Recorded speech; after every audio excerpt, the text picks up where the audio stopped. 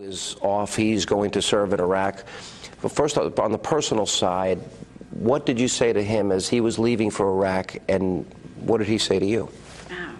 Well, as a mom, you know, he's heading to Iraq, taking a fifth of my heart with him, you know, and I'm just so extremely proud of him. He's independent and he's strong and he's serving for the right reasons.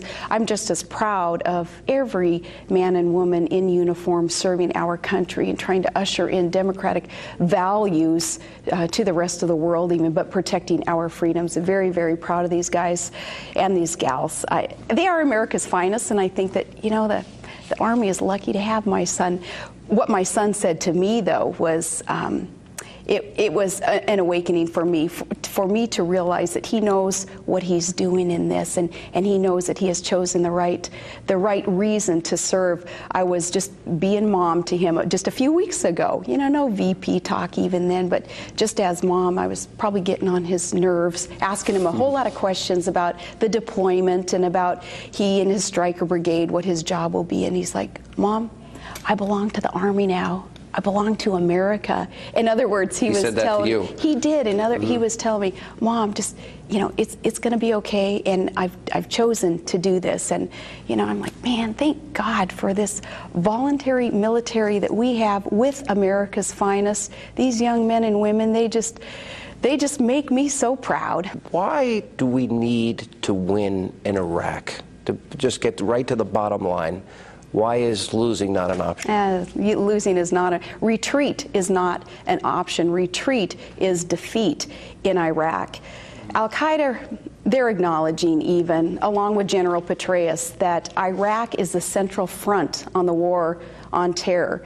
And the violent Islamic extremists who hate America would love that stronghold to be built in Iraq. If we were to lose there, we're not going to be any better off when we fight in Afghanistan either, nor the other areas where terrorist cells are growing across our world. What countries today pose the most danger, in your view, to America? Well, any country that's going to house the violent Islamic terrorists. We have to keep our eye, of course, on Iran. We have got to keep our eye on some of the ongoing activities in Russia also.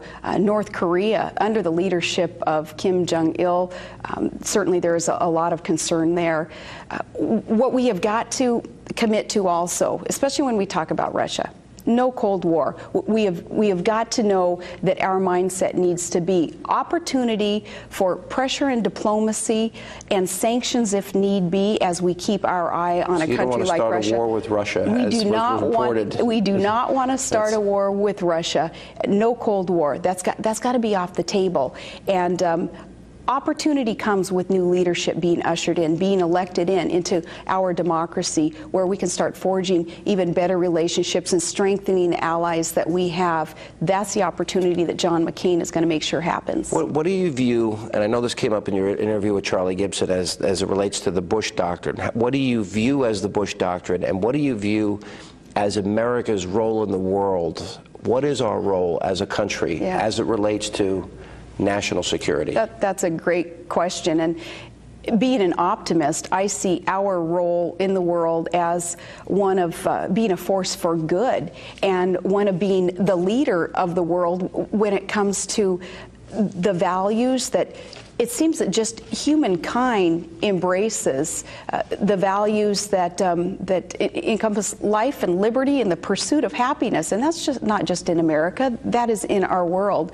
And America is in a position, because we care for so many people, to be able to lead and to be able to have a strong diplomacy and a strong military also at the same time, to defend not only our freedoms, but to help these rising, smaller democratic countries that are just, you know, they're putting themselves on the map right now, and they're going to be looking to America as that leader. We being used as a force for good is how I see our country. When you were first announced as Senator McCain's running mate, the Obama campaign put out a statement, and here's what it was. It said, "Today, Senator McCain put the former mayor of a town of 9,000 with zero foreign policy experience a heartbeat away from the presidency."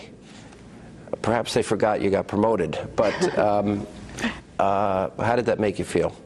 You know, it's motivating to me, Sean, because it's okay. Not only personally will I have opportunity to prove what the capabilities are here, but I so respected John McCain, his maverick streak in him there really being made manifest in choosing someone who has a track record of that commitment to reform, of being able to share the examples of the reform, the practices that have been implemented and have been good for the people whom I have been serving. I've been working for the people of Wasilla and Alaska, and in my job also in overseeing such a healthy portion of the U.S. domestic production of oil. Those things that I add to the ticket, certainly, you know, our opponents are going to ignore all that, and they're going to send their opposition researchers up to Alaska. They've got dozens of them up there now. They called it a mini army in the Wall Street Journal. Yeah, well, Did you meet any of them? You were just up there. Did you see any of them? I didn't see them, but I hear that they're all over the place, and I'm just hoping that they're going to spend a lot of money in our local communities and bolster the economy up there. So you're hoping for the economy to benefit from all the media and the op research team of Barack Obama? Yeah, the opposition research too. You know, we know how this works, and certainly they're going to find a few of those who have those ruffled feathers up there, and you know, so be it. We're moving on, and we are focusing on the issues that are important to Americans in this election. It's the economy. It's winning the war. It's a strong education system for our students today, and a very healthy workforce that needs to have opportunity for jobs for our hardworking families in America. That's what the people of America are talking about.